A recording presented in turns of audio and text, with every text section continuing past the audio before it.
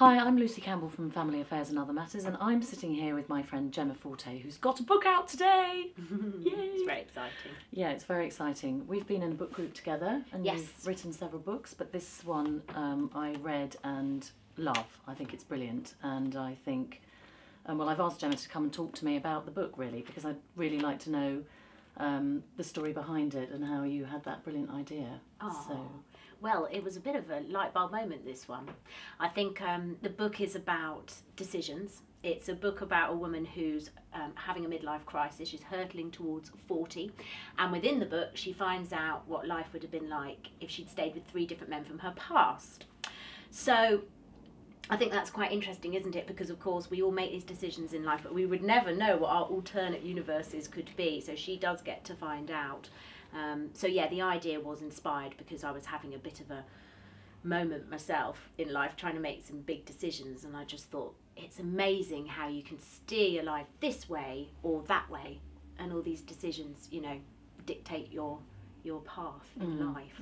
I think the way that you've dealt with all those choices, and you make a decision or you make a choice, and the path that you take, I mean, they were so extreme obviously, but I think it highlights an awful lot of other people, women in particular, and I think you've touched a raw nerve with what people are thinking, certainly in my life, you know, when you have decisions to make, hard decisions to make, and the path that you thought you had was going to be very long and clear, and suddenly something's thrown at you and you make different decisions, and it's kind of, it is that wondering about what happened if I stayed there, what happens if I go there, and you do see these others. So this, actually having the kind of tunnel idea, the light at the end of the tunnel or not, yeah, it's just so visual. So tell me about the film. I'm very excited because I was just thinking when I was reading it, literally in my head you can literally picture it. Oh, that's really good. Yeah, so I'm not surprised that you've had a film offer. So yes, well, Working Title Films, who have made incredible movies such as Notting Hill and Bridget Jones and 4 Weddings and a Funeral and Love, I mean, all these big rom-coms, and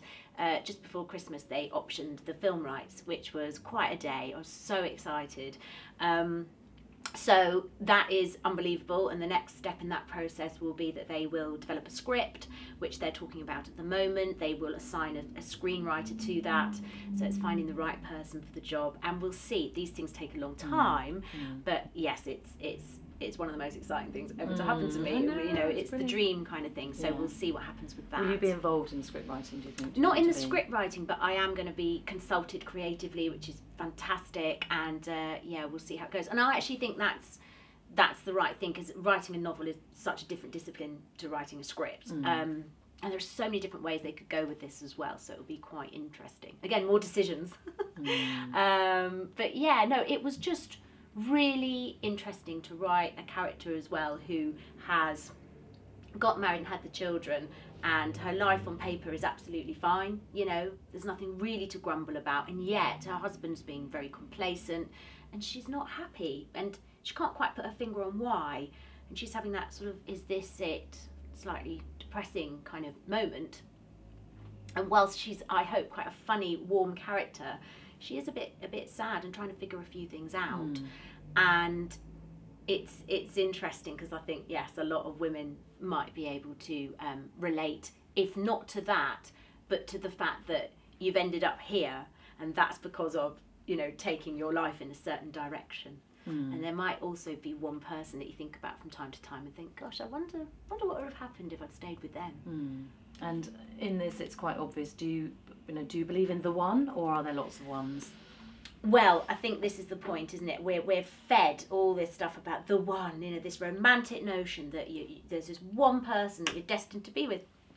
I am a massive romantic, but I don't believe that, because I think you only meet a sort of limited amount of people, but there could be someone in Zimbabwe or Switzerland who I would get on with famously. I just haven't met them.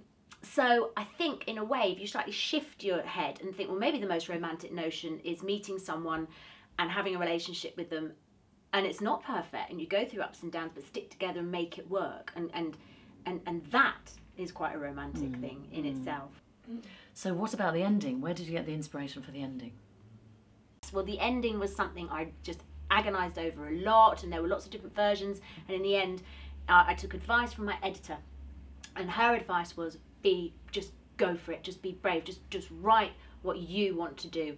And it really freed me up, actually. So the ending I love, and I have all my reasons for why I did it. I'm not going to give anything away, but it's had a really brilliant Marmite reaction. Some people say it makes the book for them, it made it really thought-provoking, and other people are like, ah! So I think that's great, causes a bit of debate.